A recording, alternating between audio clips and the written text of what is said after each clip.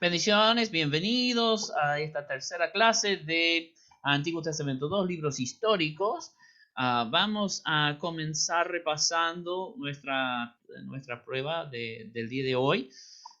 Ahora, la idea de la prueba hoy era solamente leer lo que había en el PowerPoint y responder.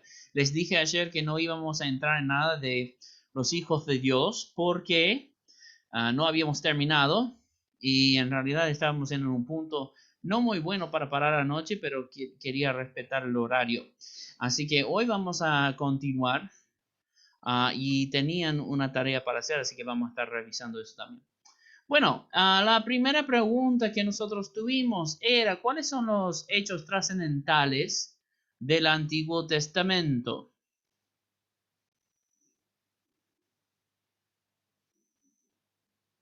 ¿Alguien lo tiene ahí? Sí, elección de Abraham para formar un pueblo especial, que sería la promesa, el pacto, liberación de los hebreos de la esclavitud de Egipto, pacto, ley, tabernáculo, relación íntima y única con Dios, conquista de Canaán dirigida por Josué, establecimiento de la dinastía davídica, es decir, la monarquía hebrea, división entre Israel, que sería el reino del norte, y Judá, reino del sur. Deportación a Babilonia, restauración a la tierra de Canaán, que ahora se llamaría Palestina. Muy bien, nuestra segunda pregunta, ¿cuál es el tema principal de la sección literaria de los libros históricos? Amén. La fidelidad a Jehová es portadora de bendición, mientras que la infidelidad produce tristes consecuencias. Muy bien, muy bien. Y tercera, ¿por qué era tan deseada la franja de tierra conocida como Canaán o Palestina? Dame uno, dos o tres razones. ¿Por el punto geográfico, pastor? Sí, eso es lo que estábamos hablando ayer. Sí, que es una vía de comercio y de ruta de los invasores en ese momento. Después porque está situada entre la antigua civilización de Egipto y las grandes civilizaciones de Mesopotamia. Y después por formar un puente natural entre Asia, África y Europa, con el desierto por un lado y el mar Mediterráneo por el otro. Muy bien, hermano. Ok. ¿Alguna pregunta de lo que quedó de ayer antes de revisar nuestra tarea? ¿Algo que no quedó claro?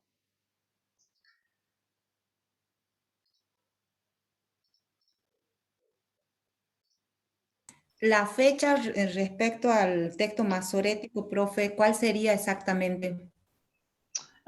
Es el sexto siglo después de Cristo. Sí, pero en año no sería, no tienen. A ver, le busco rapidito.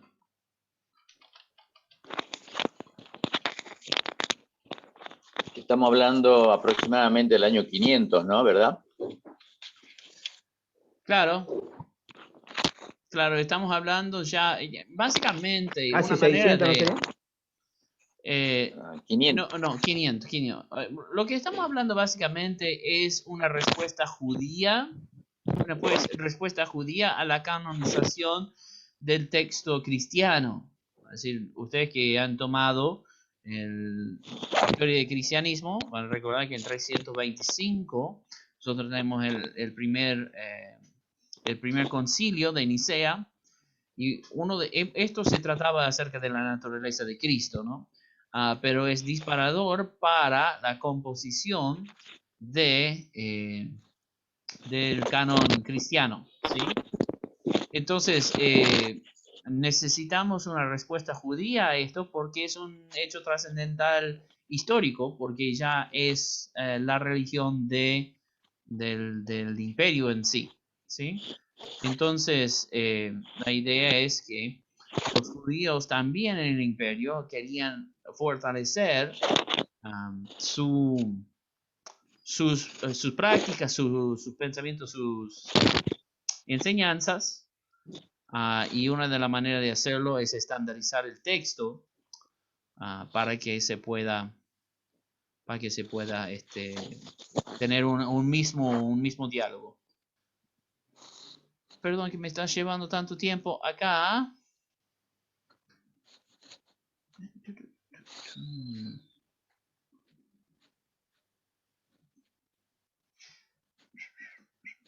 2 segundos. Bueno, le puedo responder después, hermana. Le puedo mandar el mensaje al grupo para que Sí, ustedes puedan pastor, no hay entender. problema. Porque estoy buscando en un documento que yo tengo, pero se ve que no está a la vista nada más. Así que, Profe, en base a eso, una pregunta. Entendiendo de que después los escritos hallados ahí en las cuevas de Qumran en 1945, que bueno, surgen las nuevas versiones, ujú, pregunto, nosotros tenemos una versión de Reina Valera 1960. ajá. ¿Qué se responde a eso? Bueno, la Si, respuesta es que en 1960, tanto 1960 como 1973, creo que el siguiente era 95, después Reina Valera Contemporánea y después 2015. Todas esas revisiones siguen revisando el texto principal que ellos ya tuvieron. Entonces no hace reemplazos, digamos, con los nuevos hallazgos de los textos de los rollos del Mar Muerto. Entonces, por más que nosotros estemos leyendo Reina Valera contemporánea o Reina Valera actualizada de 2015, estos textos no van a ser actualizados según nuevas fuentes, ¿sí? Solamente van a ser revisiones del bien. texto anterior. Ah, perfecto. Está bueno eso porque, a ver, tenemos nosotros un vicio en su gran porcentaje de cristianos que no sale de lo que es Reina Valera. Ujú. Y bueno, ahí es cuando se choca mucho con eso, ¿no? Pero bueno, está bueno, quería saber esa explicación de las versiones de Valera. Bueno, yo quisiera que ustedes sepan, ¿no? Cuando yo estoy diciendo que hay un error acá con este texto o hay error con otro, no estoy diciendo que la palabra de Dios tiene errores. Estoy hablando de problemas de traducción, ¿sí? O problemas de fuentes secundarias como nosotros tenemos en la Reina Valera o en la Biblia de las Américas, ¿sí? Entonces, cuando nosotros hablamos acerca de esos errores, solamente estamos hablando de errores editoriales. El texto original, obviamente creemos, el autógrafo original creemos que es inerrante, o sea, que no tiene errores.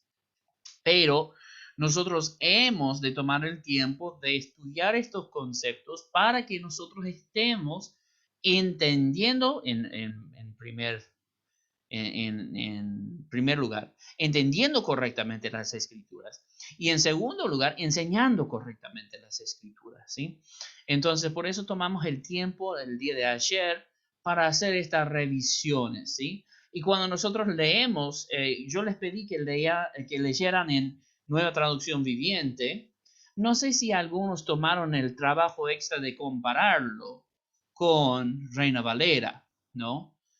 Pero algunos de estos textos pueden ser muy sorprendentes en comparación, ¿sí? No vamos a tomar el tiempo de compararlos todos hoy, no tenemos el tiempo, de hecho ya estamos atrasados, ¿sí? Pero queremos que se pueda entender correctamente. Yo les mandé también al grupo hoy, justo antes de la clase, una lista de reproducción en YouTube. Es del proyecto Biblia. El proyecto Biblia es un proyecto de entendimiento bíblico básico, ¿sí?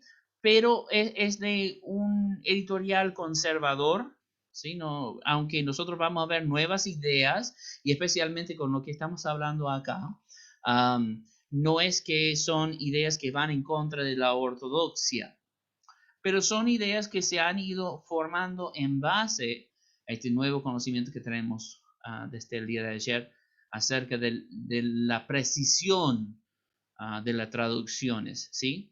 Entonces, ellos van a hablar todo esto de una manera tal vez un poco más accesible de lo que nosotros vamos a hablar.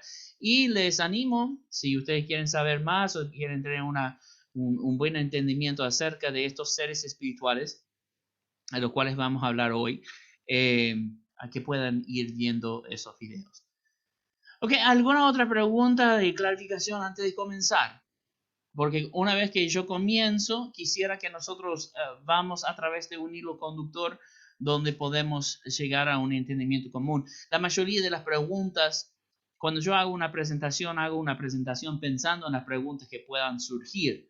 Entonces no es que estoy despreciando las preguntas que ustedes tengan o que no quiera participación. De hecho, sí quiero.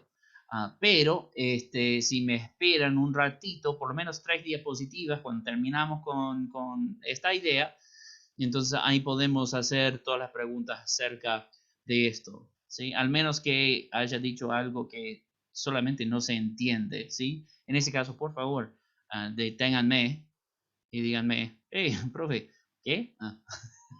Ok. Ok.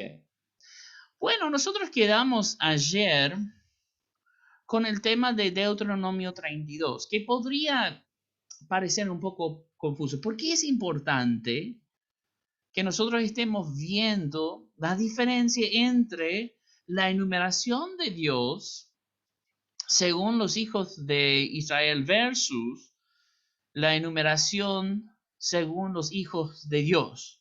Bueno, es muy importante porque estamos tocando un tema que no ha sido tocado desde Génesis 11. En Génesis 11 nosotros encontramos el relato de la Torre de Babel. Y es en la Torre de Babel donde nosotros vemos la separación, la primera separación de las naciones de una manera cultural y lingüística, ¿sí? Esto es para que la unidad del ser humano se rompa y se confunda la voluntad del ser humano, que está siempre pensando en el mal. Entonces, lo que hace Dios después de esta separación, según Deuteronomio 32, es que divide las naciones según el número de algo. Y en Reina Valera nos dice, divide las naciones según los hijos de Israel.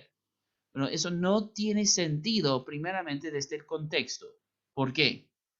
¿Alguien me puede decir lógicamente por qué esto no tiene sentido?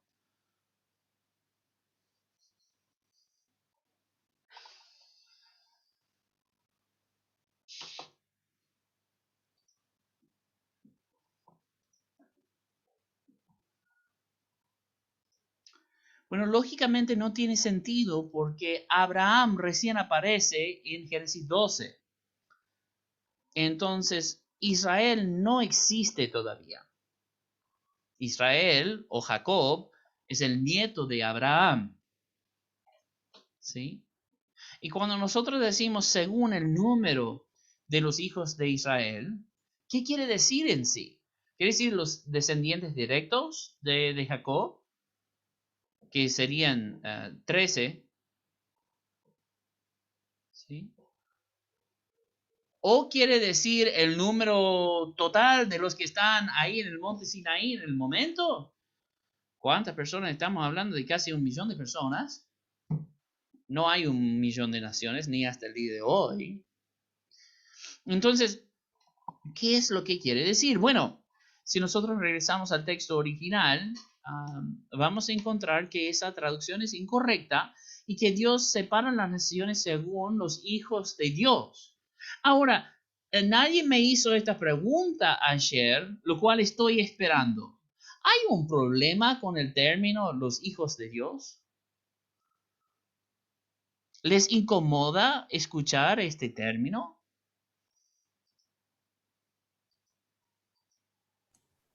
Creo que no, profe, pero cuando hablamos de hijo de Dios, cuando la Biblia habla de hijo de Dios se refiere a los ángeles, ¿que no? Bueno, ahí está la incomodidad, profe. ¿Se refiere a los ángeles, seres celestiales, o se refiere a los hombres propiamente? Bueno, aquí tenemos 3 definiciones distintas y ninguna va a cumplir con el rol de estos hijos de Dios, ¿no? Ni son ángeles, ni son humanos. qué es lo que realmente son. Y en realidad, cuando yo digo acerca de la incomodidad, me imaginé que algunos se habrían incomodado porque nosotros conocemos un hijo de Dios, que nosotros no le decimos un hijo de Dios, le decimos el hijo de Dios. Ah, bien. ¿Cuál es su nombre? O sea, esto es la incomodidad que a veces... Jesús. Eso, muy bien, 10 hermano Ever. Jesús es su nombre. Yo conozco el Hijo de Dios, pero ¿qué quiere decir la palabra de Dios cuando dice los hijos de Dios? Los hijos de Dios, porque este Benei acá en el hebreo es plural por la terminación que tiene de la yota ahí. Elohim, los hijos de Dios, no el Hijo de Dios. Y sabemos que estos hijos de Dios no son ángeles. Porque, bueno, ustedes no han estudiado el hebreo, pero los que hemos estudiado el hebreo sabemos la palabra para ángeles. Si fueran ángeles, habría utilizado la palabra para ángeles, que es malakim. Malakim. Pero no dice malakim. Dice hijos de Dios. Entonces, ¿qué son los hijos de Dios? Bueno, quisiera que nosotros fuéramos a Salmos capítulo 82 y que me lean a Salmos 82, versículos 1 a 6.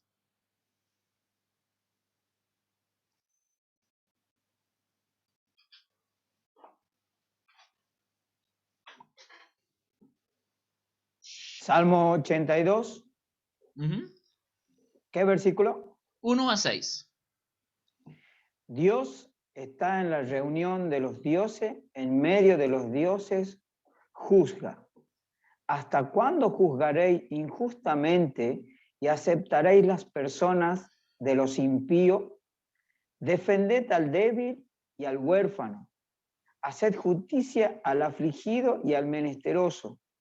Librad al afligido y al necesitado. Libradlo de manos de los impíos. No saben, no entienden, andan en tinieblas. Tiemblan todos los cimientos de la tierra. Yo dije, vosotros sois dioses y todos vosotros hijos del Altísimo. Ok, y versículo 7, perdón. Pero como hombre moriréis, y como cualquiera de los príncipes caeréis. Ok, entonces nosotros tenemos acá un escenario bastante raro. ¿Cuántos de nosotros, es un salmo, cuántos de nosotros en un culto hemos escuchado en la lectura bíblica este salmo? ¿No? Vamos a adorar a que va. Por favor, pónganse de pie, hermano. Vamos a leer el Salmo 82. No, bueno, nosotros usualmente saltamos este salmo. Y en nuestra lectura es un poco difícil de reconciliar el significado de lo que quiere decir este salmo. Si nosotros tenemos una interpretación literal de este salmo, ¿qué está aconteciendo? ¿Alguien me lo puede resumir? ¿Cómo? Explíquenme el escenario. ¿Qué está aconteciendo en estos 7 versículos?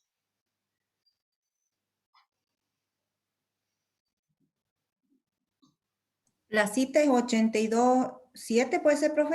1 a 7.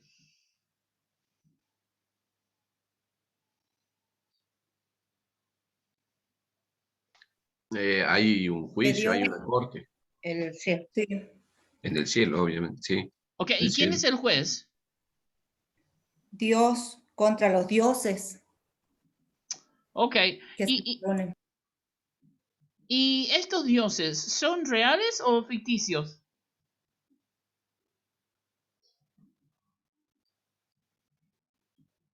Ficticio, pastor, porque el único Dios es Dios.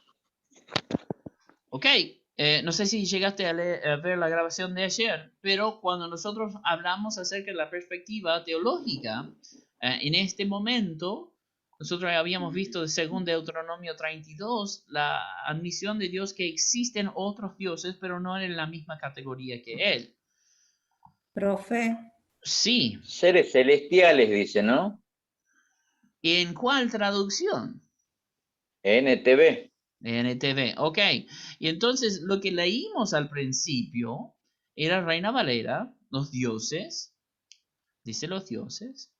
Y en la nueva traducción viviente nos dice que son seres espirituales. ¿Alguien más tenía una pregunta ahí? sí, se refiere a los demonios, creo yo. Ok. Pastor, Sí, Ever. acá en la versión NBI, por ejemplo, dice, Dios preside el consejo celestial entre los dioses, dicta sentencia. Ajá. Consejo celestial. Ajá. En realidad en el hebreo dice concilio divino. Concilio divino. Entonces consejo celestial es muy cercano a eso. O su corte celestial. La idea es que aquí uno podría decir, bueno, es un panteón. Básicamente lo que estamos viendo. Dios está juzgando a los otros dioses. Ahora, en la nueva traducción viviente, lo cual yo les dije, por favor, lean desde esta traducción, da la interpretación más correcta de la idea acá. No exactamente que estos sean Dios como nosotros conceptualizamos. El problema con los seres Elohim, porque el texto griego nos va a decir que Elohim se pone en juicio contra su Elohim, su corte celestial de Elohim. Entonces, en el contexto, nosotros nos damos cuenta que estamos hablando de Dios entre los dioses. Pero el problema que nosotros tenemos cuando estamos tratando de conceptualizar a Dios es que nosotros igualamos los atributos de Dios a la palabra Dios. ¿Sí? Es decir, omnipresente, omnisciente, todopoderoso, ¿sí? Completamente justo. Entonces, cuando nosotros nos encontramos con este pasaje, nos encontramos con incomodidades, primeramente porque nosotros decimos no hay otros dioses, porque nuestro entendimiento es que Dios es el único, y entonces eso va a bloquear algunos entendimientos de estos libros históricos. Segundo, porque nosotros atribuimos todos los atributos de Dios a estos dioses si fueran dioses, y eso no es así desde la perspectiva hebrea. Entonces vamos a quedarnos con la traducción de la nueva traducción viviente que dice seres espirituales porque nos es un poco más familiar. O la tercera opción es que nosotros solamente hacemos de esto simbólico. Y si ustedes leen comentaristas, muchos comentaristas van a hablar acerca de este corte celestial o concilio celestial siendo los principales jueces de Israel, es decir, los líderes de Israel, que ellos conformen el concilio divino. Ellos son los que llevan a cabo los decretos de Dios o no los llevan a cabo. Y entonces Dios se sienta en medio de su concilio divino con todos los representantes suyos. Y esto se encuentra en base en Éxodo capítulo 18, no tenemos tiempo para leerlo, pero Éxodo 18 habla acerca de Jetro y Moisés, Jetro avisándole, aconsejándole a Moisés a que él ponga líderes y jueces sobre las tribus para que él no tenga que juzgar entre todos los casos porque se va a matar tratando todos los casos todo el tiempo él solo. El problema ahí es que ese concilio humano, esos jueces humanos o líderes de Israel, no se llaman jamás Elohim. Jamás. Ningún lugar en la escritura se refiere a un líder de Israel como Elohim. Siempre como Shofetim. Shofetim es como decimos jueces. De hecho, El libro de Jueces en hebreo se llama Shofetim. Son los líderes. Y aunque no supiéramos el fondo hebreo, no podríamos decir que esto es un concilio humano, porque justamente el versículo 7, ¿alguien me puede leer el versículo 7 de vuelta? Pero como hombres moriréis y como cualquiera de los príncipes caeréis. Ok. Yo soy hombre, entro como líder en el concilio divino y Dios me dice por no obedecer o no representar mi carácter correctamente, vos vas a morir como hombre. Bueno, ya soy hombre. Esto no es ningún juicio. No es ninguna sorpresa tampoco. Ya tengo ese decreto sobre mí. Ya voy a morir como hombre, soy hombre. Entonces, este concilio está hecho de seres divinos que son representantes del carácter de Dios y ayudan a llevar a cabo los decretos y los juicios de Dios. O, por lo menos, eso fue su propósito diseñado.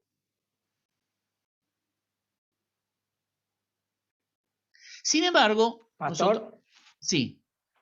disculpe que lo interrumpa. Mire, estoy viendo acá un comentario, por ejemplo, de la Biblia Diario Vivir, y Ajá. dice, este salmo llama a Dios e hijo del Altísimo a los gobernantes y jueces de Israel, debido a que representaban a Dios al ejecutar el juicio. En Juan 10, 34, 36, Jesús usó este pasaje para defender sus declaraciones de ser Dios. Uh-huh.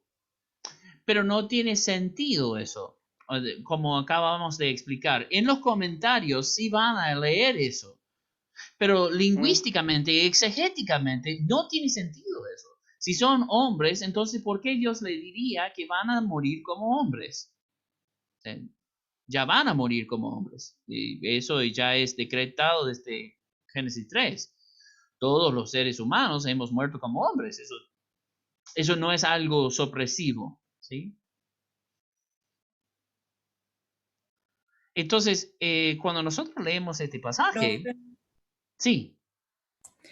Sí, en la versión del lenguaje actual también dice, pero acabarán como todos los hombres. Pero en ese caso, porque después sigue diciendo, morirán como todos los hombres, como todos los gobernantes. En ese caso, si son seres espirituales, no pueden morir. También habría otra contradicción ahí. No, porque existe la segunda muerte, y esta muerte es apocalíptica, donde hasta la muerte misma va a morir, ¿sí? Entonces, el concepto de su muerte va a llevarse a cabo en el juicio final. Van a morir como hombres porque van a dejar de existir. Entonces, si mueren como hombres, no son hombres. En la Septuaginta, no sé si vimos esto, Olga, en griego o no, kata significa según.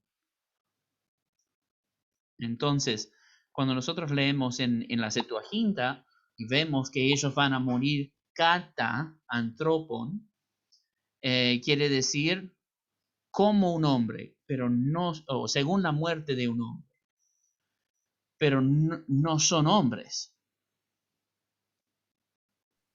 Claro, ahí dice, pero morirán como. Ahí creo que marca esa diferencia, ¿no? Como simples mortales. Ajá. Bueno, entonces nosotros vemos estos seres espirituales existiendo en el concilio divino porque Dios presenta delante de ellos varios casos donde vamos a elegir qué onda, qué está pasando. Creo que es no me acuerdo si es primera o segunda de Reyes 20, donde nosotros leemos la historia del profeta Micaías. Y esto es durante el reinado en Israel de Acab, un rey malo, y en el sur de Josafat, un rey bueno. Y por alguna razón tienen una reunión. quieren hacer una alianza. Entonces Josafat quiere saber cuál es el resultado, qué va a acontecer con esta guerra que están llevando a cabo, una batalla, van a juntar sus fuerzas y van a enfrentar al invasor. Entonces todos los profetas de Baal salen fuera y dicen, acá vas a ganar, va a estar todo bien. Y Josafat dice, bueno, ¿no hay algún profeta de Jehová aquí? Porque eran todos profetas de Baal. Y acá literalmente le dice a Josafat, sí hay uno, pero no me gusta porque siempre me dice cosas que no me gustan escuchar. Josafat insta a que él salga de la cárcel. Y Micaía, ahí en este episodio, empieza sarcásticamente diciéndole, sí, claro, vas a tener la victoria y vas a ganar, adelante. Y Acab le dice, vamos, decime la verdad, yo sé que me estás mintiendo. Y él dice, bueno, no, la verdad es que Jehová tuvo una reunión con el concilio divino y les preguntó cómo vamos, es el fin de tu reinado, cómo vamos a terminarlo. Y empieza un debate en el concilio divino, ¿cómo van a ser? ¿Sí? Entonces, literalmente hay seres espirituales rendiendo sus exposiciones delante de Jehová y ninguno parece tener buen consejo. Hasta finalmente uno viene y dice, ya sé cómo hacerlo, voy a salir como una voz mentirosa en la boca de los profetas. Y ellos van a decir que va a tener victoria. Entonces él va a ir a la batalla y ahí lo podemos matar. Jehová dice, bueno, listo, me parece bien. Y anda delante de él y entonces empieza a hablar en la boca de los profetas de Baal. Entonces, él hace un plan para no ser juzgado o no recibir el decreto de su muerte. Entonces él le convence, no sé cómo, a Josafat vestirse como él, y él se va a vestir como un soldado común. Y van a la batalla. Y antes de que comience la batalla, un soldado del otro equipo, al azar, lanza una flecha y le pega en el corazón. Y muere. Acá. ¿Sí? Ahora, este pasaje es problemático, ¿no? Si no tenemos un entendimiento correcto. ¿Qué es el concilio divino? ¿Y cómo es posible? Ahí sirven los Elohim, pero ¿cómo es posible que en el concilio divino alguien le puede sugerir a Dios que vaya como un espíritu mentiroso? Y que Dios diga bien.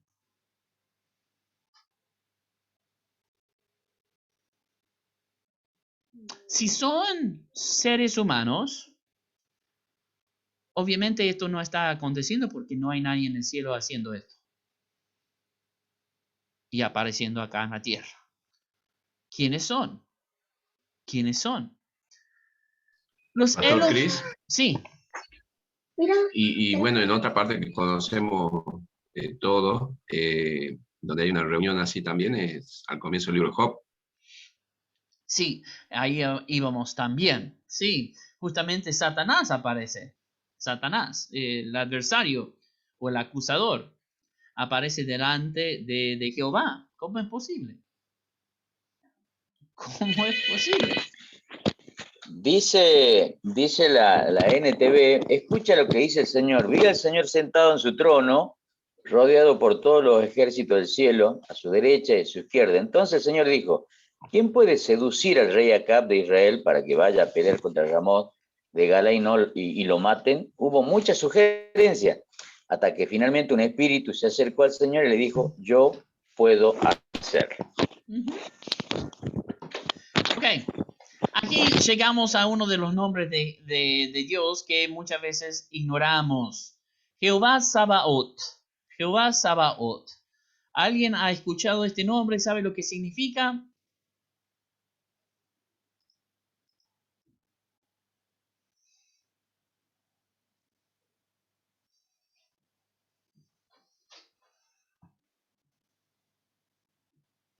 Jehová Sabaoth es el Señor o Dios de las multitudes, sería más bien traducida.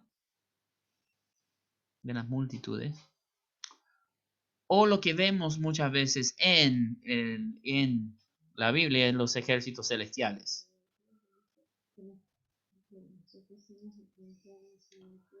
¿Por qué Dios se rodea por seres espirituales y tiene un concilio divino para llevar a cabo sus decretos? ¿Por qué Dios necesita de estos seres espirituales para llevar a cabo sus decisiones? La respuesta rápida es que no lo necesita, pero decide hacer así en el Antiguo Testamento. En el Antiguo Testamento. En el Nuevo Testamento hace lo mismo, pero no a través de seres espirituales en el cielo, sino a través de seres espirituales en la tierra. Su nombre, la iglesia. ¿Por qué Dios necesita obrar a través de la iglesia? La respuesta rápida es que no lo necesita hacer, pero decide hacerlo de esa manera. ¿Sí? Entonces, ¿por qué Dios te necesita a vos? ¿Por qué Él me necesita a mí? No nos necesita. ¿Por qué necesitaba de este concilio? No lo necesitaba. Pero decide trabajar a través de un equipo para llevar a cabo sus planes. Él es Dios. Él toma las decisiones. ¿Sí? Entonces nosotros podríamos ver muchas iteradas veces estas escrituras. Ustedes sí. Acá estoy leyendo algo con respecto a la presencia de espíritus malos ante el concilio celestial. Dice, con toda la seguridad se puede llegar a la conclusión de los espíritus malos que participan del concilio cuando tienen una función dentro del plan de Dios. O sea que cuando Satanás se presenta con el libro de Job que menciona, no significa que constantemente se presentaba. O sea, lo que uno podría inferir de eso es que Dios podría utilizar el mal para obrar su bien.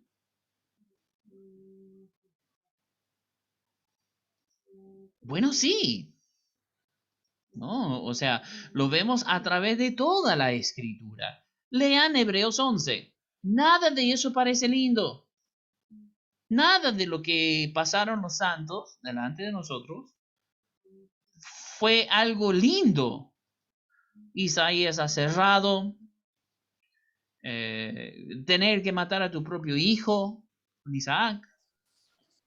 No parece lindo ciertamente, pero que obra su voluntad a través de la maldad. Sí, Pastor Fabián. Bueno, la palabra del Señor en Job. Job le dice a la esposa, ¿recibiremos del Señor lo bueno y lo malo no lo recibiremos?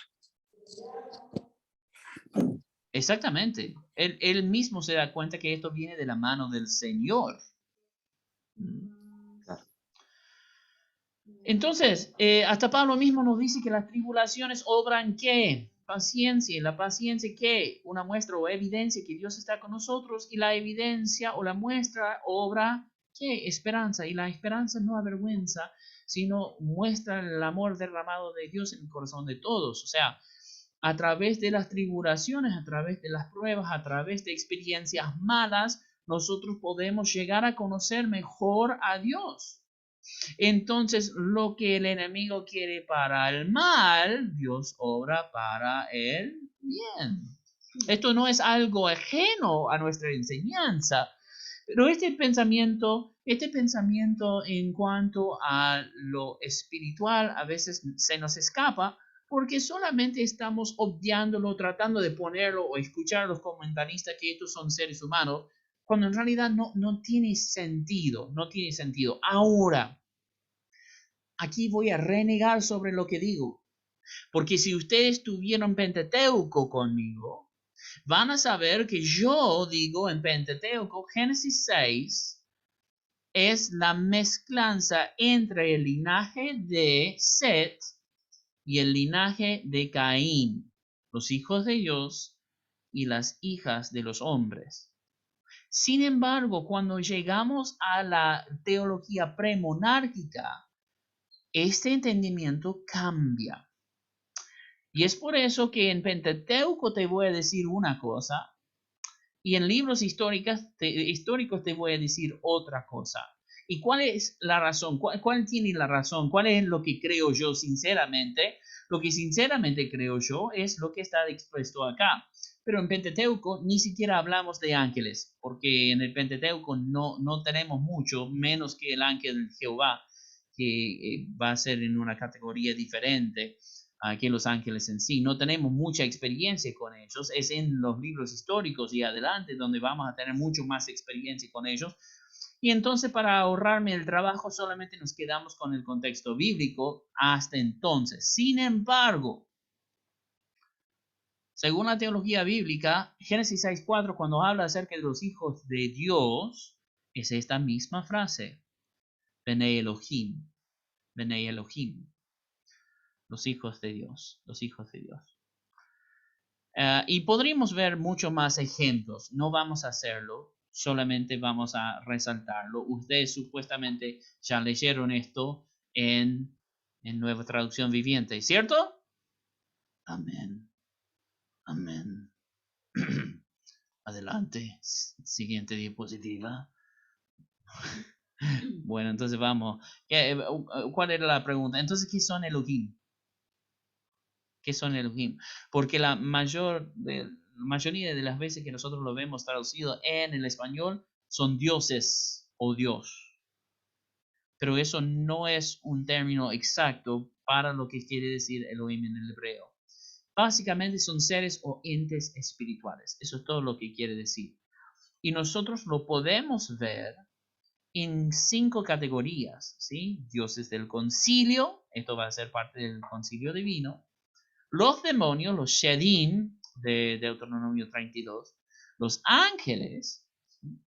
Y hasta el espíritu de los muertos, nosotros podemos ver en 1 Samuel 28, cuando Saúl va a la bruja de Endor y pide que busque a Samuel.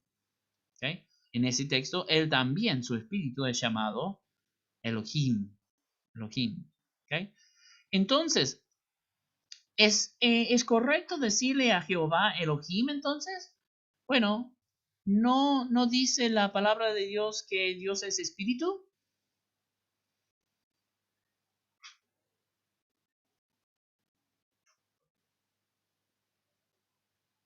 ¿Sí lo dice o no lo dice? Amén. Amén. Ok. Entonces sí, está bien incluirle a Jehová en los Elohim. Sin embargo, él no está en la misma categoría que todos los demás Elohim. ¿Sí? Él está por encima de todos. Entonces, cuando nosotros vemos a Jehová, lo vamos a ver en varias maneras a través de los libros históricos. Uno de los más llamativos es cuando dice la palabra del Señor. Muchas veces entendemos mal. La palabra de Dios vino a Jeremías diciendo. Y entonces, ¿qué es lo que inferimos?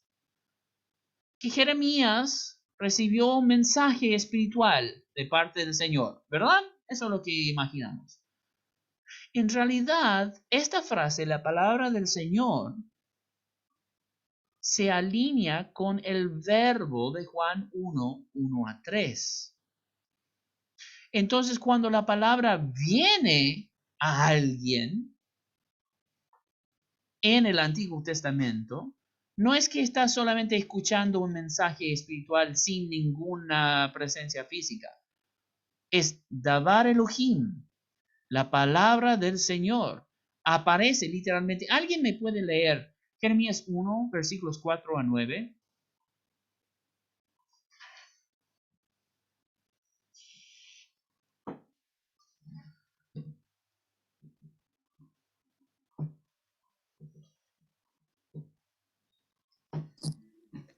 Vino pues palabra de Jehová a mí diciendo, antes que te formase en el vientre te conocí, y antes que nacieses te santifiqué, te di por profeta a las naciones. Y yo dije, Señor Jehová, he aquí no sé hablar porque soy niño. Y me dijo Jehová, no digas, soy un niño, porque a todo lo que te envíe irás tú y dirás todo lo que te mande. No temas delante de ellos, porque contigo estoy para librarte, dice Jehová. Y extendió Jehová su mano y tocó mi boca, y me dijo Jehová, he aquí, he puesto mis palabras en tu boca. Ok. ¿Dónde está Jehová en este pasaje?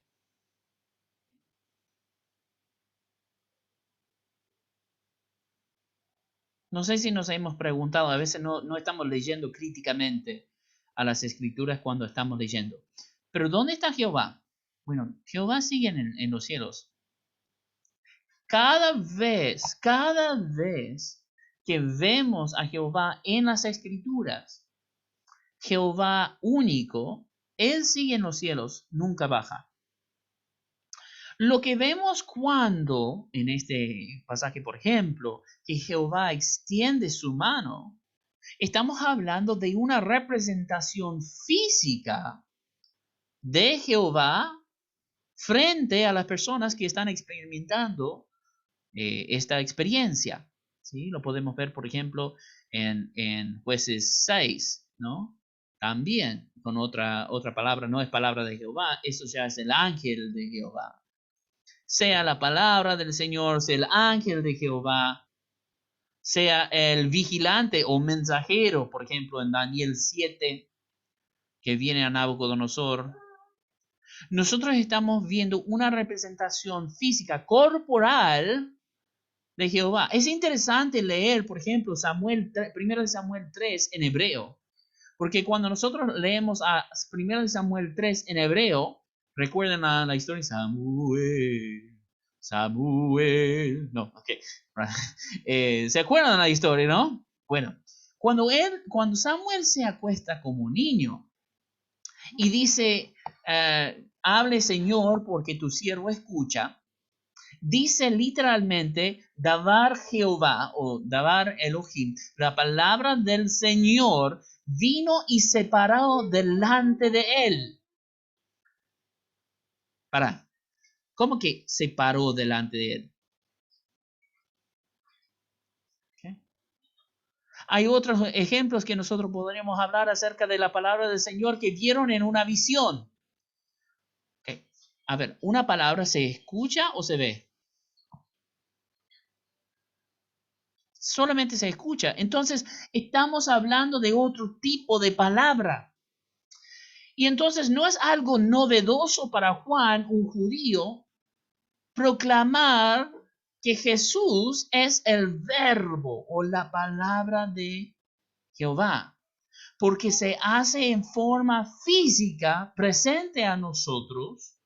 ¿Alguien me puede leer ya que estamos ahí? Juan 1, 1 a 3, y después versículo 14 y después versículo 18. Aquí están las citas.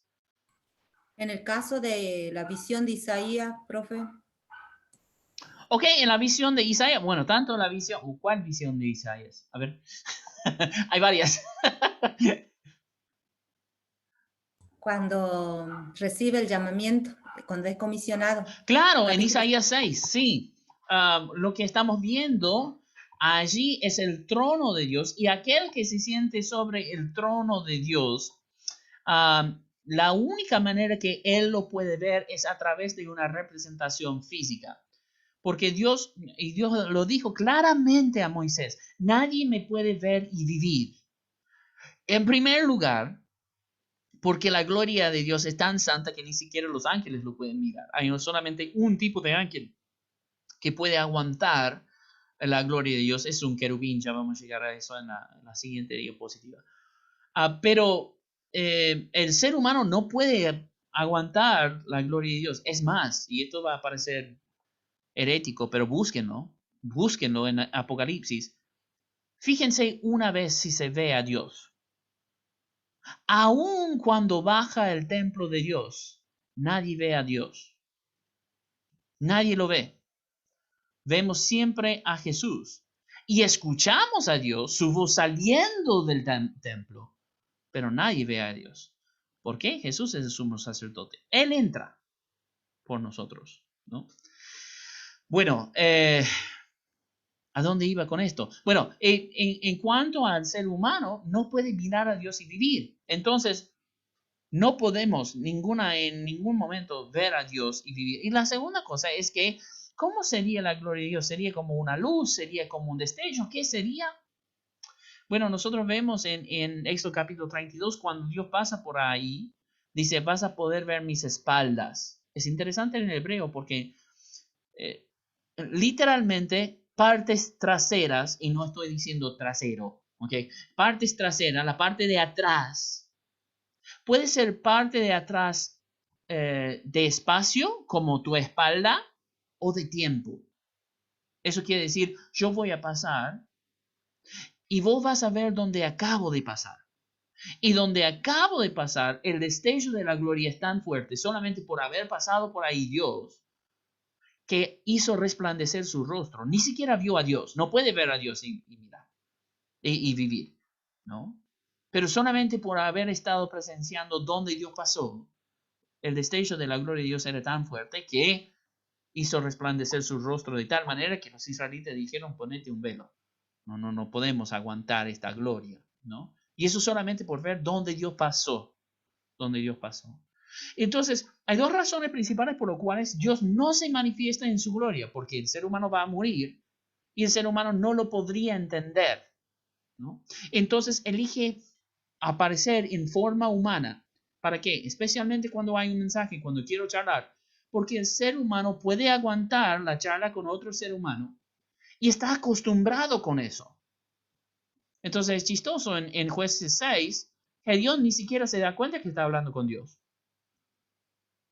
Es solamente en su segundo encuentro con este ángel que se da cuenta que está en la presencia del Señor, piensa que va a morir y la palabra de Jehová viene a él y le dice, no vas a morir, ¿no? Se encapsula en carne, o como dice Juan 1 a 3, 14 y 18, ¿quién lo tiene? Dice Juan capítulo 1, en el principio la palabra ya existía, la palabra estaba con Dios y la palabra era Dios. El que es la palabra existía en el principio con Dios. Dios creó todas las cosas por medio de él y nada fue creado sin él. Ok, 14, versículo 14 y después versículo 18, hermano. Entonces la palabra se hizo hombre y vino a vivir entre nosotros. Estaba lleno de amor inagotable y fidelidad, y hemos visto su gloria, la gloria del único Hijo del Padre. Nadie ha visto jamás a Dios, pero el único que es Dios está íntimamente ligado al Padre. Él nos ha revelado a Dios. Ok, entonces iguala la palabra o el verbo con Dios, ¿sí?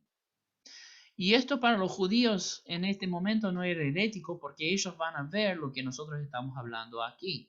De hecho, ellos van a hablar acerca de una dualidad de Dios. No dualidad diciendo un Dios bueno y un Dios malo, sino los dos son buenos. Hasta el segundo siglo después de Cristo, cuando se dan cuenta que los cristianos están utilizando este concepto tanto, entonces lo llaman herético a eso. Pero bueno, eso es para otro tiempo, para estudiar. Bueno, entonces Él se encarna. Ahora, en el Antiguo Testamento, Dios no se encarna, aparece como ser humano. Hay una diferencia entre encarnación y las apariciones de Dios como ser humano en el Antiguo Testamento. Okay, yo les voy a dar un nuevo término teológico, tal vez lo hayan escuchado antes. Teofanía, ahí está en el chat para que ustedes puedan ver. Teofanía. Hoy no va a haber descanso porque tenemos que avanzar. Si ustedes necesitan usar el baño o ir a buscar mate, pueden hacerlo tranquilamente y después pueden ver la parte que hayan faltado. No hay ningún problema. Pero solamente no tenemos tiempo hoy para tomar un descanso. Voy avisando nada más para los que están esperándolo. Entonces, hay una diferencia entre la encarnación y la aparición de Dios como ser humano en el Antiguo Testamento. En el Antiguo Testamento, la encarnación, empecemos por ahí porque estamos más familiar con esto. La encarnación es lo que dice en Juan 1:14, que vivió entre nosotros, vino e hizo su vida entre nosotros. Bueno, eso es la encarnación, de nacer como ser humano. De crecer como ser humano. Eso es el concepto de encarnación. El concepto de aparecer como ser humano en el Antiguo Testamento no es encarnación porque no va por el proceso de nacimiento, crecimiento, aprendizaje, sufrimiento humano como lo vimos en el Nuevo Testamento. Sin embargo, es una cubrimiento revelatorio momentario, si así lo queremos decir, donde Dios se encubre su gloria en carne para que el ser humano lo pueda conceptualizar y pueda relacionarse con Dios directamente, sin morir. Esto se llama teofanía. Teofanía. Teos en el griego, que significa Dios, y fonos en el griego, que significa sonido. Es como una pista, un presagio de lo que Dios quiere hacer, el sonido de Dios en medio de la historia. ¿Sí? Entonces, Dios Padre es el Dios trascendental que nunca baja de los cielos. Pero estas manifestaciones que vamos a ver en el Antiguo Testamento y la encarnación del Señor Jesús en el Nuevo Testamento son la palabra de Dios haciéndose manifiesta a nosotros. ¿Se entiende este primer punto de la palabra del Señor?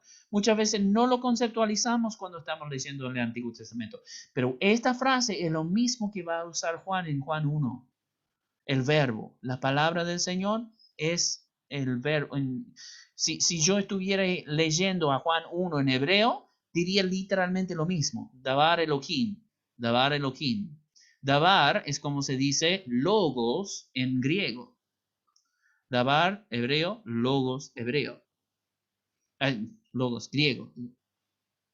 Me confundí yo. Dabar hebreo, logos griego. Perdón, estoy hablando de tercera y cuarta lengua en mi segunda y a veces me confundo. Ok. El otro término más común que nosotros vamos a ver en el Antiguo Testamento es Malach Yehová. Malach Yehová. O Malach Adonai, Malach Hashem, Malach Yahvé, dependiendo de cómo ustedes van a leer este término. Malach es el término para ángel en hebreo. Malach es el singular. Si fuera ángeles sería Malakim. Plural.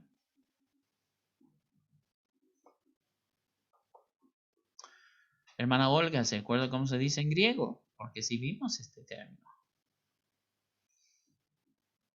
Como dijo Pastor, justo se cortó. En griego, ¿cómo se dice esto? ¿Se acuerda? Ángeles.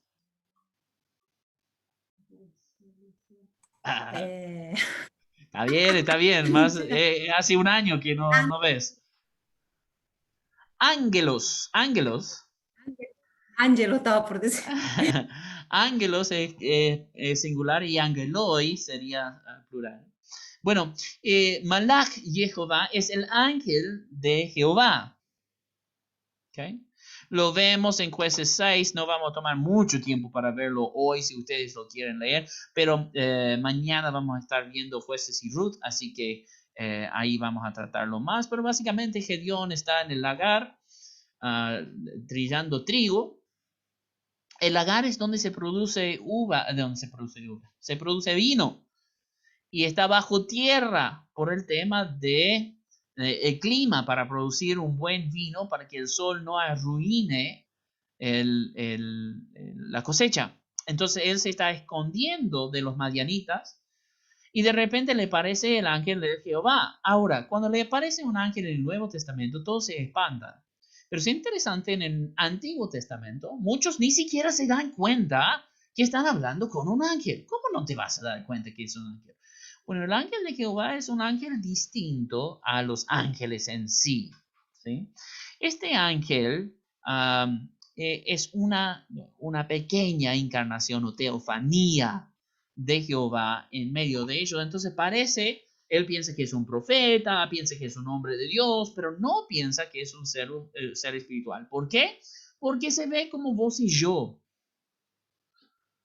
Entonces él le empieza a decir, hombre valiente, vas a vencer a los madianitas. Y si yo soy valiente y si Dios está con nosotros, ¿por qué están oprimiendo los madianitas?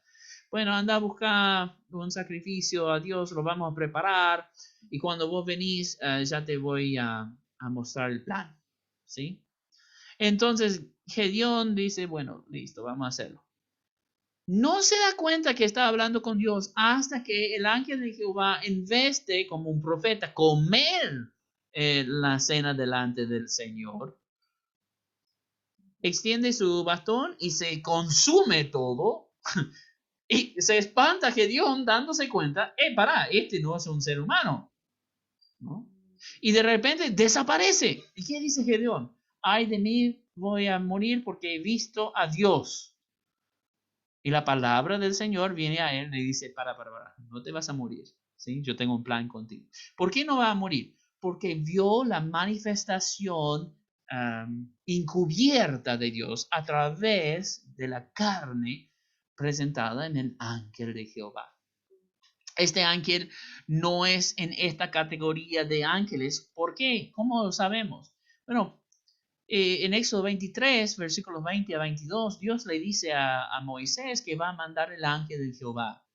Y le dice que no lo ofendes con pecados, porque él no les va a perdonar el pecado, porque mi nombre está en él, dice. ¿Qué quiere decir que su nombre está en él? Su nombre es su persona, es la esencia de Dios. Solamente Dios, recordando a lo que dijo los fariseos cuando Jesús dijo al hombre cojo que se levanta, que sus pecados eran perdonados. ¿Quién puede perdonar pecados más que Dios? Bueno, lo mismo se aplica a Moisés. ¿Quién puede perdonar los pecados? ¿Por qué? ¿Cómo que no los va a perdonar? Bueno, es Dios, pero en forma física, ¿sí? Hasta se puede ver pasajes de la Trinidad en el Antiguo Testamento, ¿sí? Les animo a que lean especialmente Ezequiel 8, 2 a 3, porque nosotros vamos a ver a Dios en su trono, vamos a ver a uno parecido al Hijo del Hombre, que va a estar hablándole, y el Espíritu de Dios levantándolo. O sea, 3 personas en 3 lugares distintos en el mismo tiempo. ¿Sí? Muchas veces nosotros solamente lo igualamos. Son 3 personas diferentes. ¿Qué? Los ángeles que... ¿Quién puso? El hermano Ever. Los ángeles que aparecen a Lot. Es interesante porque ese texto en Sodoma y Gomorra dice que no puede hacerles daño hasta que ellos salgan, porque Jehová va a hacer llover fuego y azufre de Jehová. Eso parece raro el texto solamente en español. ¿Cómo que Jehová va a hacer llover fuego y azufre de Jehová? Bueno, obviamente es de Jehová. ¿Por qué hay 2 menciones de Jehová? Uno está allí. Y cuando salgan de ahí, Dios va a hacer llover desde el cielo el fuego y el azufre. Entonces hay 2 ubicaciones diferentes de Jehová en el mismo tiempo, ¿sí? Bueno, nosotros hemos visto entonces este Jehová o la Trinidad, la palabra del Señor, está en su propia categoría. Tiene el poder de juzgar, de traer destrucción divina, de dar misericordia divina, de existir en gloria eterna, tanto que tiene que ser encubierta para que nosotros lo podamos contemplar. Existen también los dioses del concilio divino. Ellos también están incluidos en este término Elohim porque son seres espirituales. Ahora, cuando nosotros pensamos en ellos, Creo que fue la hermana Olga que dijo demonios. En el Antiguo Testamento, los demonios no son exactamente la misma conceptualización que tendremos de demonios en el Nuevo Testamento. Más bien, el término Shedim, acá, el término Shedim, viene del acadio, Shad. Y el Shad es un dios territorial en el acadiano, ¿sí? Y básicamente cuando nosotros estamos pensando en los dioses de concilio, los demonios, se pueden igualar porque hacen la misma función, pero básicamente tienen autoridad sobre ciertos territorios. Y esta es la razón por la cual hay tantas religiones cananeas, porque todos se van a basar en básicamente la misma historia, pero cada pueblo va a tener su propio Baal, ¿sí? Y es porque ese Dios está confinado a cierto límite geográfico, ¿ok? Y esto nos va a conectar a Deuteronomio 32, cuando Dios separó las naciones según el número de quién, los hijos de Dios, los dioses del concilio, los demonios que están ahí. Ellos tienen poder sobre ciertos territorios. Profe, Sí, Pastor Fabián. eso lo podemos ver en el libro de Daniel, cuando dice el príncipe de Persia se me opuso por 21 días. ¿Eso es un ejemplo? Exactamente. Es un ejemplo de uno de los principales, ¿sí? Entonces los demonios serían los dioses menores, mientras que los dioses del concilio tienen mayor rango. Y por eso en Daniel se les refiere no como demonios, sino como príncipes. Son potestades superiores.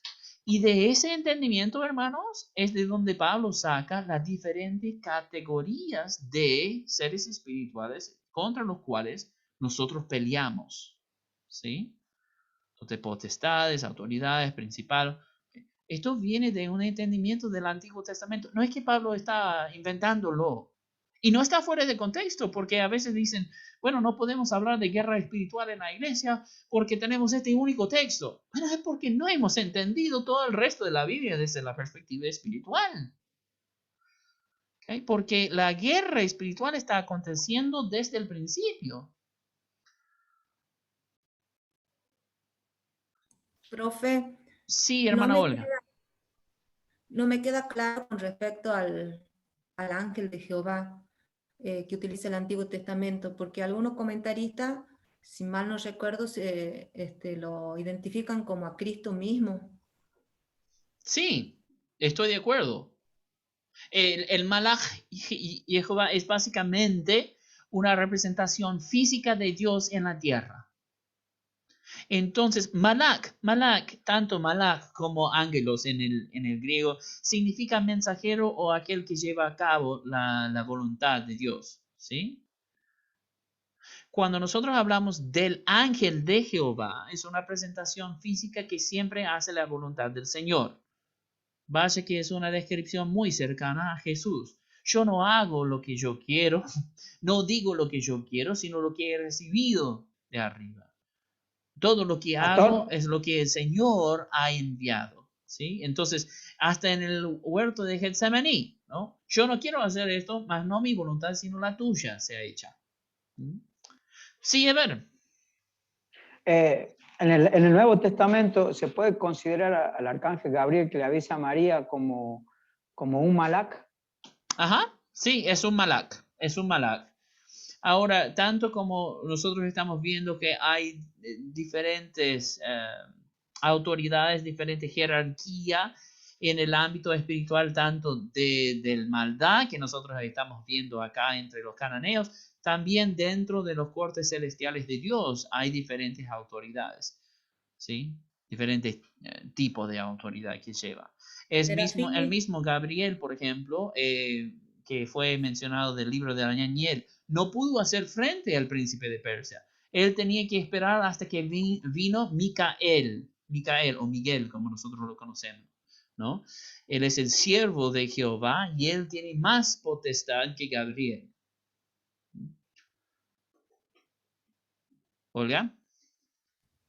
No, decía sobre que no hay una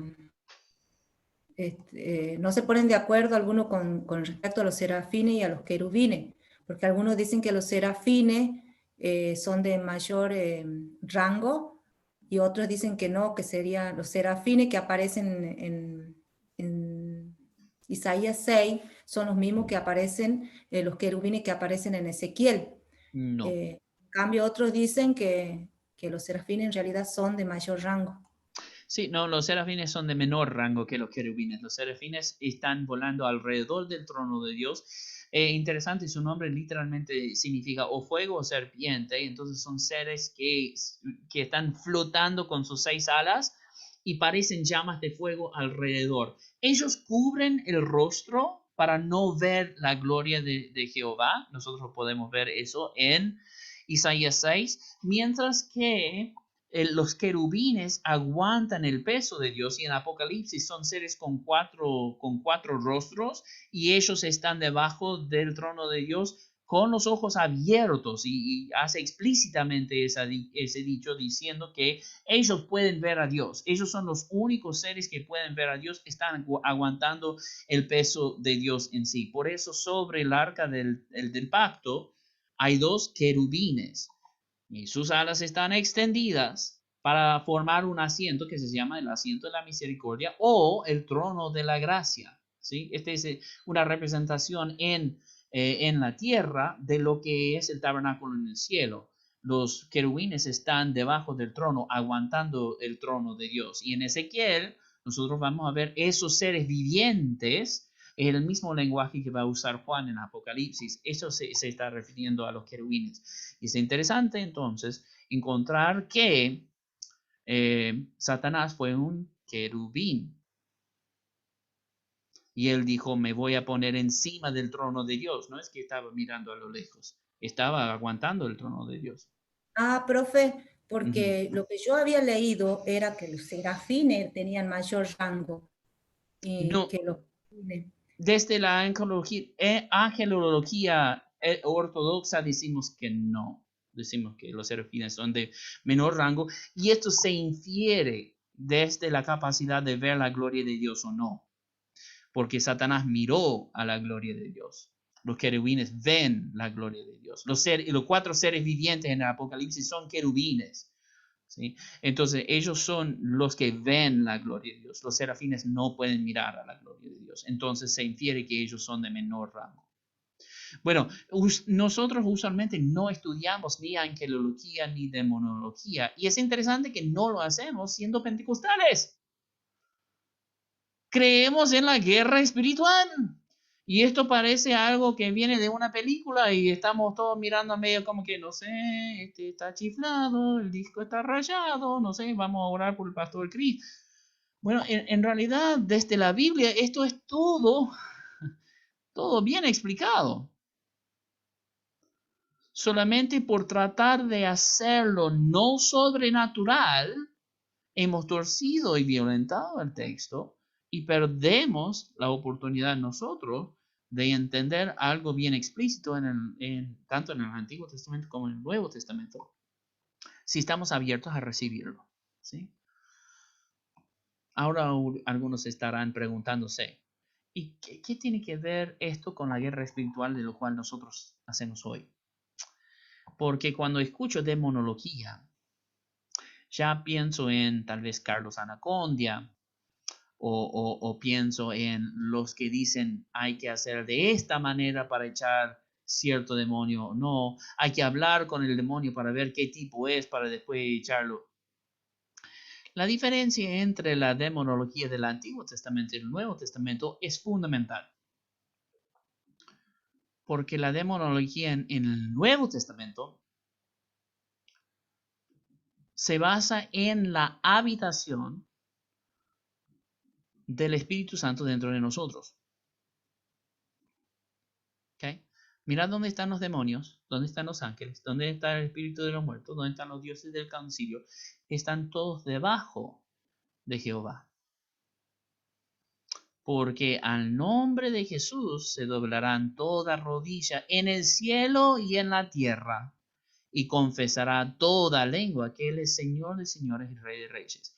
¿Por qué no tomo tanto tiempo para hablar acerca de esto? Porque es muy interesante y vende mucho y queremos saberlo. Bueno, porque es simple.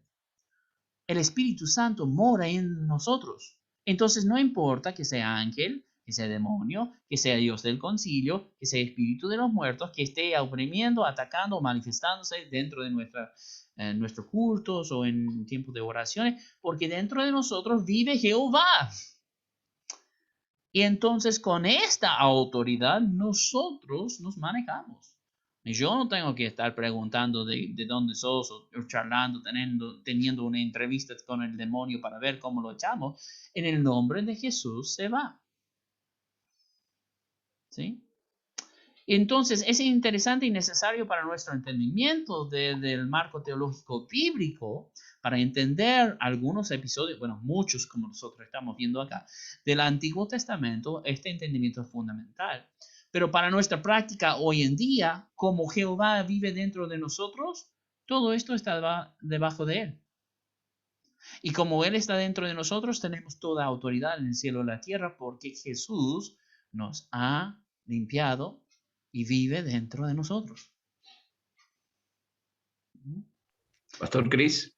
Sí, hermano Maxi, pastor. Bueno, hablando de lo que es batalla espiritual, que es cierto que es un tema poco hablado, pero sí debería ser un asunto recurrente en nuestras congregaciones, en nuestras reuniones, ¿no? De que siempre estamos batallando. Espiritualmente sí, deberíamos batallar.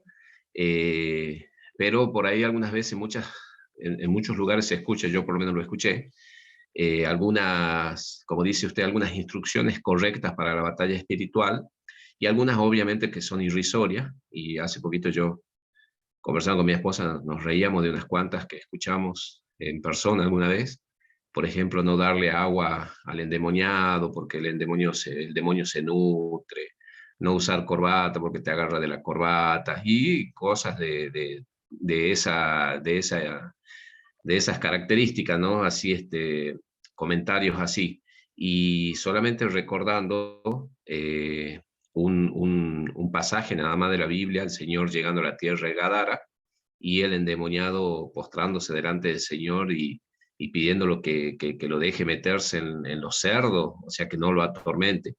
De ahí, solamente de ahí nosotros podemos tomar que no es las palabras que digamos, o cómo nos paremos, cómo nos vistamos, o qué le demos, no le demos, o entre cuánto lo agarren al endemoniado, digamos, porque también esa es otra. Hay que agarrarlo fuerte y uno que le ore.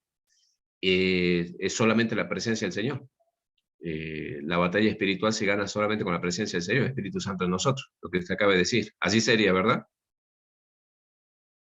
Sí, amén. Creo que algunos de estos consejos son consejos prácticos y algunos son muy descabellados. Por ejemplo, yo he estado en manifestaciones donde una persona ha estado con anteojos orando delante de la persona le agarró y le tiró los anteojos. Bueno, tal vez están diciendo no usen corbata, no usen anteojos si es que valoran los anteojos o las corbatas, ¿no?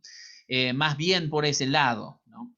Pero eso de mantener los ojos abiertos, mantener los ojos cerrados, que no te entre, no sé, o sea, eso ya están tratando de darle base bíblica, pero no lo va a encontrar, ¿no? O sea, sinceramente no lo va a encontrar. Lo más importante es que sepamos esta estructura y estar convencidos que primeramente estamos en Cristo, estamos en santidad y el Espíritu Santo mueve entre nosotros.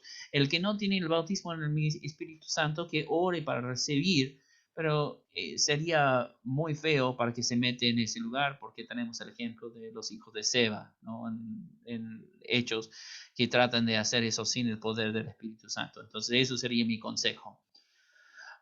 Pero entonces cuando nosotros vemos el término Elohim, significa todo esto. Y cuando se aplica a Dios, notarán que tiene IM al final. En la terminación IM es plural masculino en el hebreo. Y se puede referir a número o a calidad. Número en que es plural, es decir, hay más de uno. Y algunos se equivocan de Génesis capítulo 1 diciendo Esto está mostrando claramente la Trinidad. Hagamos el ser humano en nuestra imagen y semejanza. Bueno, en el hebreo no es tan así, porque a Dios se le refiere como Elohim. Entonces el verbo se pone de acuerdo con el sustantivo, tal como en el español. Yo no puedo decir, yo vamos a leer. Tengo que decir, yo voy a leer. Y no puedo decir, nosotros voy a leer. Tengo que decir, nosotros vamos a leer. El verbo tiene que estar de acuerdo con el sustantivo. Entonces, cuando nosotros vemos el plural en Génesis capítulo 1, está de acuerdo únicamente con Elohim. El tema, sin embargo, es que no se refiere únicamente a número, sino cuando nosotros ponemos Elohim a Dios, lo estamos poniendo en calidad. Cuando en el hebreo usamos lo plural para calidad, significa mayor. ¿Viste cómo decimos Luis o Luisito? El diminutivo. Cuando decimos Luisito, lo hace menos, lo hace más pequeño. Encariñado, pero más chiquito, ¿no? Y Luis sería grande, por así decirlo. Bueno, en el hebreo algo similar. Podemos decir él, que se refiere a un ser espiritual. Pero cuando decimos Elohim y lo referimos a Dios, estamos diciendo el ser espiritual mayor, no necesariamente de número. Y esto es lo que quiere mostrar este diagrama acá, ¿sí? No sé si lo pueden ver. Pero Jehová está por encima de todos. Sí, Jehová está por encima de todo. Entonces, cuando usamos a Elohim como nombre de Dios, refiriéndose a Jehová, estamos refiriéndonos al ser espiritual mayor entre todos los seres espirituales. ¿Okay? ¿Se entiende esta diapositiva entonces? ¿Alguna pregunta acerca de ella? Pastor, Sí. ahí me crea una duda. Ahí ve, por ejemplo, la palabra de Dios, como dice ahí, el nombre de Dios está por encima de todo. Yo tengo ahí, para atrás, yo me quedé todavía ahí, los dioses del concilio y demonios. De acuerdo ahí al Salmo 82, en el versículo 2, me lleva a que dentro de ese concilio también hay demonios, o está, está Satanás, porque él dice, ¿hasta cuándo juzgaréis injustamente y aceptaréis las personas de los impíos? Ahí está hablando o haciendo mención de que hay alguien que está aceptando lo malo como bueno, y ese sería el demonio. O sea, dentro del concilio de Dios hay demonios, o está Satanás. Bueno, lo vamos a Y ver. Sí. Y después a la parte demonios. O sea, ahí me quedó la confusión eso. Okay. En el concilio de Dios nosotros vamos a ver seres espirituales buenos que reflejan el carácter de Dios, y vamos a ver seres espirituales malos que no reflejan el carácter de Dios, ¿sí? Tanto como esta experiencia del segundo Reyes 22, lo cual nosotros acabamos de hablar de Micaías y Josafat y Acab, el espíritu mentiroso de los Baales, de los profetas de Baal. Bueno, eso está en contra del carácter de Dios. Y está usando ídolos para convencer a un rey malo del plan de Dios. Tal como el vigilante de Daniel capítulo 10, quiero decir, cuando Nabucodonosor se enloquece, ¿sí? Vamos a ver planes que no reflejan el carácter de Dios, ¿no? Entonces hay dioses en ese concilio divino que no reflejan el carácter de Dios, ¿sí? Y estos seres espirituales son seres espirituales caídos de su lugar.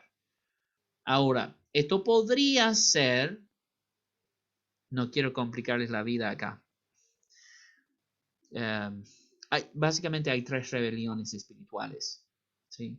Hay la rebelión de los ángeles, que es dirigido por Satanás, la tercera parte del cielo, de los dioses del concilio que no reflejan el carácter de Dios, y también de los hijos de Dios, los Benei Elohim.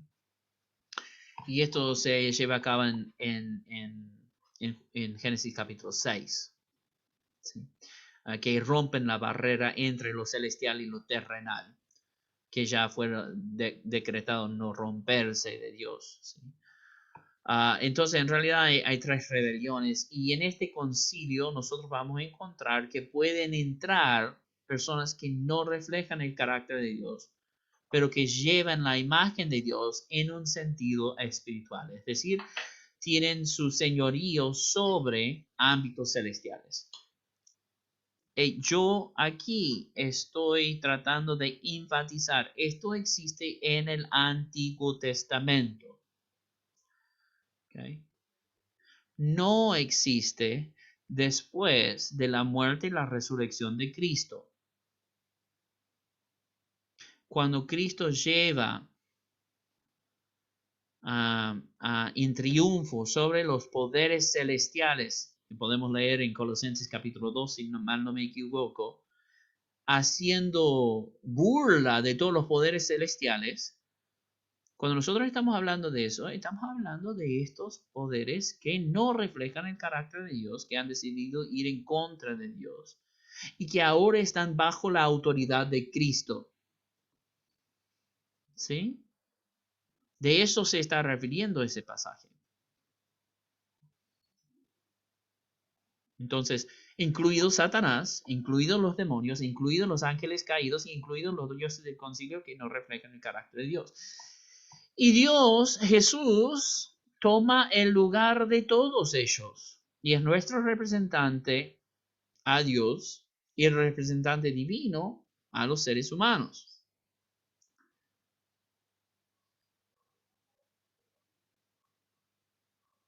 Al final de las edades, Él será entronado sobre todo y pondrá todo enemigo de Dios bajo sus pies. ¿Okay? Entonces muestra que la guerra, aunque ganada, sigue vigente. Y por eso nosotros hoy en día tenemos guerra espiritual aquí. Porque la guerra está ganada. Jesucristo ya tiene autoridad sobre todos, pero no ha puesto todos los enemigos de Dios bajo sus pies todavía. Eso hará en la segunda venida. Sé que es mucho procesar porque nunca hablamos de estos temas en la iglesia. Nunca lo hablamos. Pero yo les animo a que vayan leyendo todas estas escrituras porque yo no estoy basando mis ideas sobre uno. O sea, no sé cuántas escrituras tenemos aquí, ni siquiera he contado, ¿no? Pero léanlo porque está a través de toda la Biblia. Nosotros estamos enfocando en el Antiguo Testamento, pero léeme Judas 5. Hay un solamente capítulo, el versículo 5. Judas 5.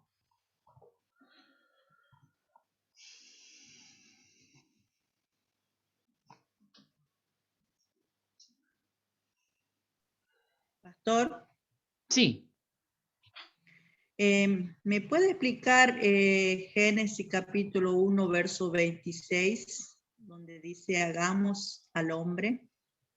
Sí, directamente tenés que primeramente leer versículo 14 y 15. En versículo 14 y 15 va a poner huestes celestiales o luminares, como dice en el Reina Valera, sobre las luces, van a gobernar sobre las luces.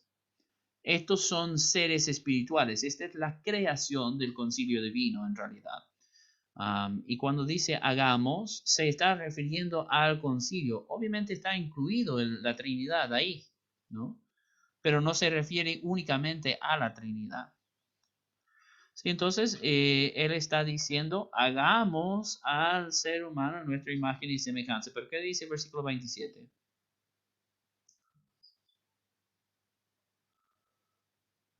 Y creó Dios al hombre a su imagen. Y creó Dios. Entonces cambiamos ahí de sujeto. ¿Quién creó? ¿El concilio divino o Dios? Bueno, Dios lo hizo. Y ahora el verbo es singular. No creyeron en su imagen y semejanza. Lo creó Dios. ¿Okay?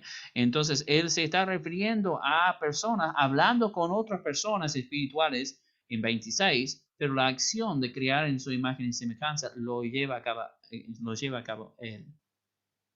¿Sí? No sé si eso explica.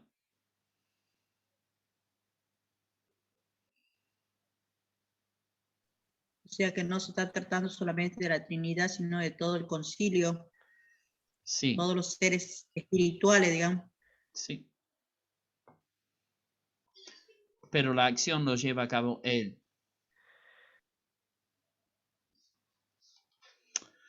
Ok, ¿alguien tiene Judas 5? Amén, pastor.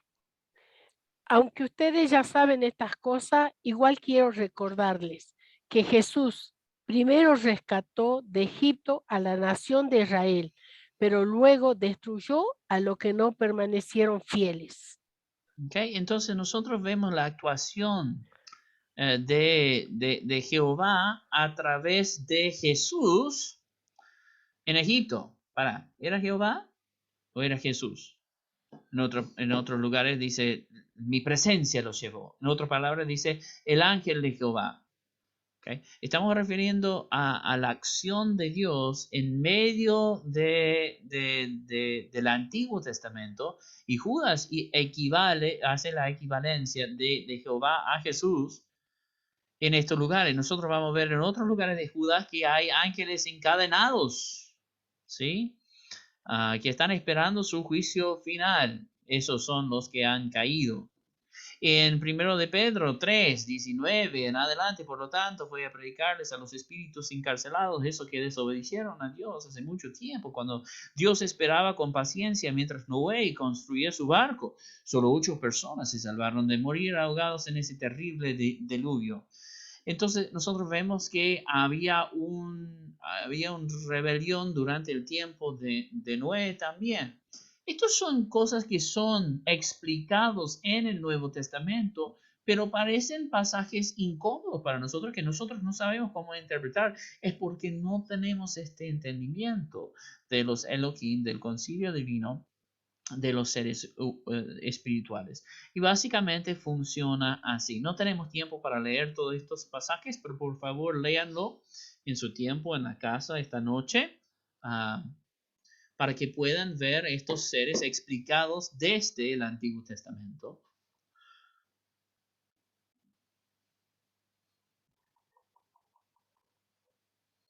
Perdón, era Judas 1.9. 1.5 estaba hablando de Cristo. ¿Alguien me puede leer versículo 9? Me equivoqué de pasaje cuando estaba hablando acerca de los ángeles.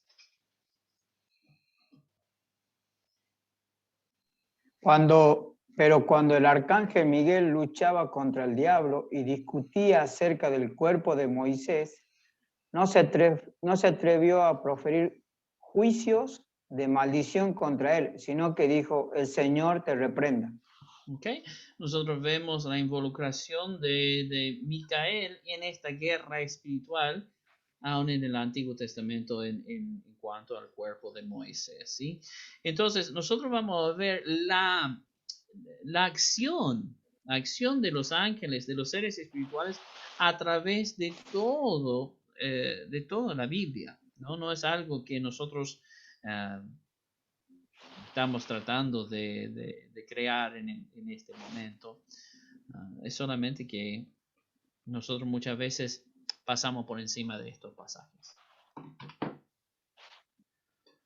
Ok, tenemos 15 minutos para entrar en Josué, hermanos. Estamos muy atrasados aquí con el plan, pero es importante que nosotros tengamos este marco para entender las acciones, porque van a haber momentos donde algunos van a preguntar, ¿y este es un ángel o este es Dios? ¿O cómo se explica lo que está pasando aquí? Muchos lugares en los libros históricos donde vamos a necesitar este entendimiento. Yo les mandé, como les decía, una lista de reproducción para que ustedes vean que esto no es mi idea, es a través de la Biblia. Está en el grupo de WhatsApp. Creo que son 7 videos en sí, o sea, es bastante documentado, para que nosotros tengamos una base más completa, en lo cual no tenemos tiempo para ver en esta materia. Pero les animo a que puedan ver estos videos y saquen sus propias conclusiones. Tampoco digo que ustedes me tienen que creer, ni tienen que creer a estos videos, pero comparen, hagan una investigación bíblica acerca de los temas que ellos están hablando. Y otra vez, utilicemos las traducciones que son más correctas en cuanto al hebreo. Y yo, otra vez, hay otras traducciones, ¿sí? Pero en el español, una de las mejores es la Nueva Traducción Viviente, que siempre prefiere el texto de los Mar Muertos, de los rollos de Mar Muerto, de por encima del texto masorético. Y yo estoy de acuerdo con eso. ¿Alguna pregunta, comentario, algo que no quedó claro antes de terminar en esta noche? Sí, la cabeza está dada vuelta, pero una preguntita y después doy lugar a otra hermano. No con respecto sino a lo último que dijo, la nueva traducción de la Biblia de Jerusalén. Bueno, eso también prefiere los rollos del Mar Muerto, entonces en muchos lugares va a estar de acuerdo con lo que dice la Nueva Traducción Viviente. Es otra traducción que sí recomiendo para el hebreo. No lo iba a mencionar porque muchos no tienen acceso a esa traducción, pero si ustedes tienen este programa que se llama ISOR, no sé si ustedes pueden ver, yo lo puse para que ustedes vean. ¿Pueden ver? ¿Sí? Bueno, ustedes pueden bajar la Jerusalén, ¿no? Hay varios. La más nueva que tenemos hasta ahora es la tercera edición, que es 2001, la Biblia de Jerusalén. Acá tengo, mirando a Deuteronomio 32:8, hablando acerca de los hijos de Dios versus los hijos de Israel. Esto es la Septuaginta. Y estos números son los números de Strong's. Y uno puede ver lo que dice la Septuaginta acerca de esto. Y aquí tenemos arismon, angelon, theo. Arismon es números, kata, según los números, según el número de los ángeles de Dios. ¿Sí? Pero si nosotros vamos a Jerusalén, estamos viendo si va a decir hijos de Israel o si va a decir hijos de Dios. Bueno, según el número de los hijos de Dios. ¿Sí? Otra vez, si nosotros vamos a Reina Valera, según el número de los hijos de Israel, esto es porque es otra fuente. Es otra fuente, es el texto masorético. ¿Okay? Entonces, si ustedes tienen este programa, ISOR, pueden bajar estas Biblias, la Biblia de Jerusalén, por ejemplo, es otra traducción que siempre prefiere lo que dice el texto de los rollos de Mar Muerto.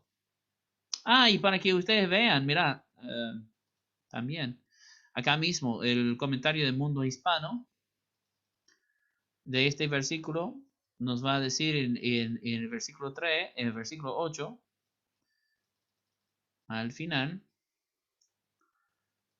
la lectura según el número de los hijos de Dios está de acuerdo con la Septuaginta, 2 de los rollos de Mar Muerto y el Pentateuco samaritano. Aun cuando esta interpretación es preferible, el significado de esta palabra es difícil de entender. La mención de los hijos de Dios es una referencia al concilio divino, donde los seres celestiales se reunían para hacer la voluntad de Dios. Según esta interpretación, el número de las naciones está relacionado con el número de los hijos de Dios o los ángeles. Esta interpretación está también relacionada con la concepción oriental de que cada nación tenía su ángel protector. Ustedes pueden leer ese pasaje después, está incluido en su PowerPoint. Jehová ejerció su soberanía sobre las naciones, dándole a cada una su heredad. Esto es el comentario del Mundo Hispano, que es un comentario popular, muy reconocido acá en Latinoamérica también. Sé que es nuevo, pero estoy mostrando todos los versículos bíblicos, diferentes versiones y comentarios bíblicos que son ya reconocidos como autoritativos, para que ustedes vean, esto no es una idea descabellada, aunque sea nueva para muchos. ¿Sí? Y si ustedes ven a esos videos que son ¿qué?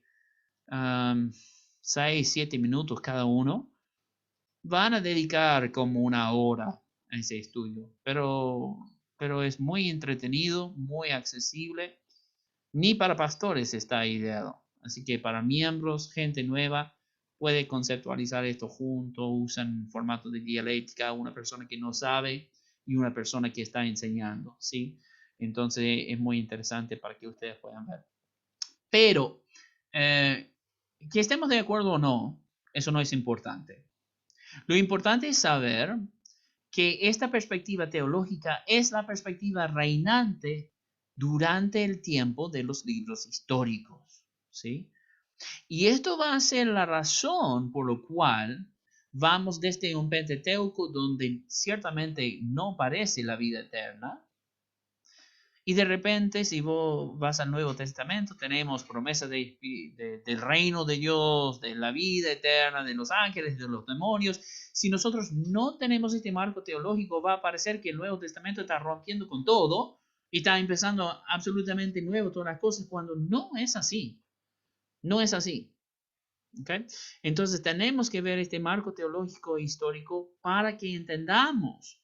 Cuando llegamos al fin, especialmente en el tiempo del segundo templo, hay una expansión de esta idea hasta dar posibilidades que judíos que estaban dispuestos a dar su vida porque Roma había puesto una imagen de otro Dios, acepta a Jesús como hijo de Dios, igual a Dios. ¿Cómo se explica eso? Bueno, es porque en el Antiguo Testamento se da a entender este concilio divino y la pluralidad de Dios dentro de las mismas escrituras del Antiguo Testamento. Algo simple. El ángel de Jehová que aparecía en la zarza que ardía frente a Moisés. Había el ángel ahí y Dios hablaba. ¿Dónde estaba Dios? Dios siempre estaba en el cielo. Y entonces, ¿quién es este ángel? ¿Y por qué se refiere a él como Dios? ¿Y por qué Moisés tiene que sacar sus sandalias de sus pies para entrar en el lugar santo? El lugar santo es solamente donde está Dios. Entonces tenemos representación de Dios en 2 personas acá. Entonces cuando Juan hace este tratado diciendo la palabra de Dios, el verbo de Dios, era Dios y esta persona es Cristo, no es un salto grande para los judíos. Por eso ellos pueden ser convencidos a través de los argumentos de Pablo usando sus escrituras, o Pedro en el día de Pentecostés, o Esteban frente a las multitudes, ¿sí? Entonces, ellos no están yendo con ideas descabelladas, son desconocidas para nosotros, pero los judíos del Nuevo Testamento lo habrían entendido y por eso pueden aceptar a Cristo como Hijo de Dios, ¿sí? Si por más no se entiende completamente todos los conceptos, se entiende por qué nosotros estamos enfocándonos en esta porción, en este tiempo, o tomando tanto tiempo para verlo, para que nosotros podamos entender el marco teológico de la historia. O ya los perdí hace rato.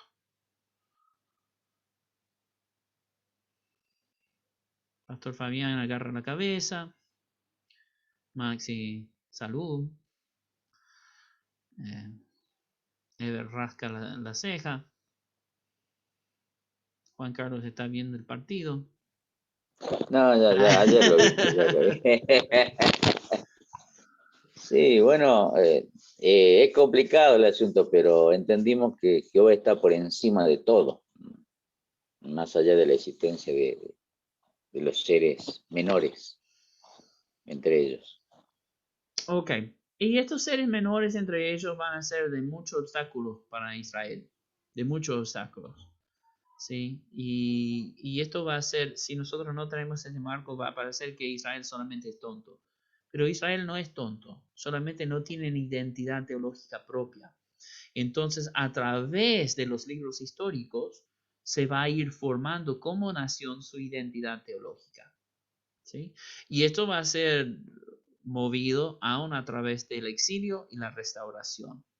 Son necesarios las etapas que pasen para que podamos llegar al Nuevo Testamento y con el reino de Dios predicado por Jesús. Bueno, hermanos, no les quiero hacer explotar el cerebro más. Tarea vamos a hacer.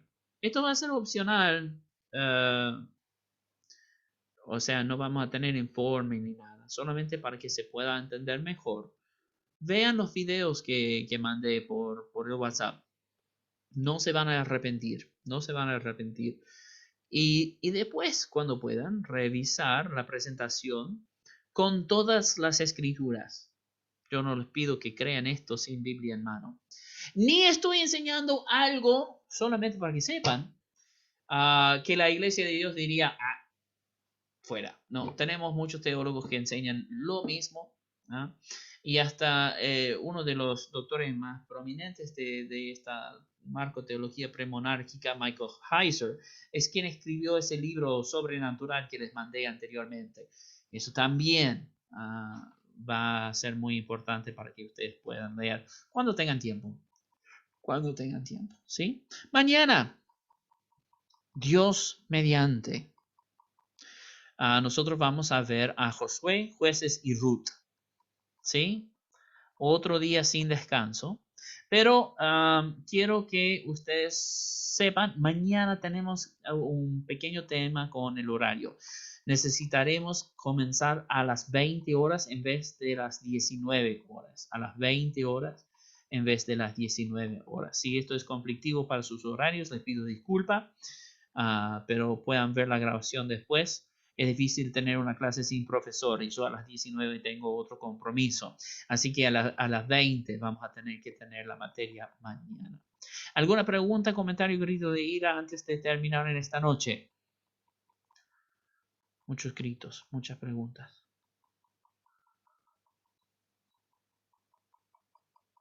Bueno. No, nada, profe. Solo que nos obliga a leer más. Amén. Lean, lean, lean. Así aprendemos que no sabemos nada. Muy bien. Eso es lo que a mí me gusta.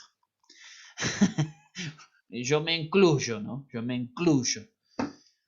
Es continuo este estudio y es imposible llegar al fondo de todo, ¿no? Pero bueno, ese es nuestro trabajo como ministros, pastores, hermanos en Cristo, de nuestra continua búsqueda de Dios. Bueno, les agradezco su tiempo, que Dios les bendiga, que tengan un buen descanso. Si tienen tiempo, vean los videos, va a ser de mucha bendición y Dios mediante nos vemos mañana a las 20 horas. Hasta mañana, pastor. Hasta mañana, hermano. Bendiciones, pastor. Hasta luego, todos compañeros.